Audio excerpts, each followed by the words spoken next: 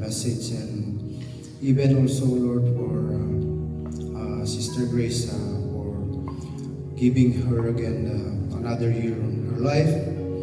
I pray, O Lord, that bless her all the time, O Lord, that give her the desire of her heart, O Lord, and whatever troubles that she has in her life, I pray, dear Father, that comfort her, show her mercy, O Lord, love and your faithfulness to her, O Lord, and even serving you, O Lord.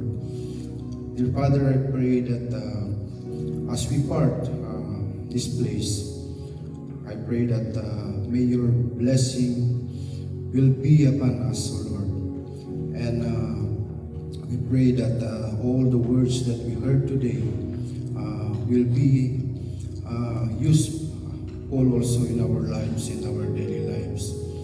And thank you so much, O Lord, and we are going to bring back all the highest praise and adoration in the mighty name of our Lord Jesus Christ. We pray, Amen. Amen.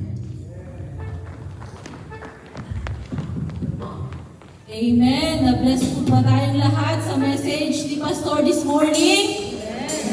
Amen. So sana po yung message is hindi lang siya maging black and white sa atin, kundi atin siyang may apply sa araw-araw ng ating pamumuhay. So awitin po natin ang ating last song, Salamat. Amen.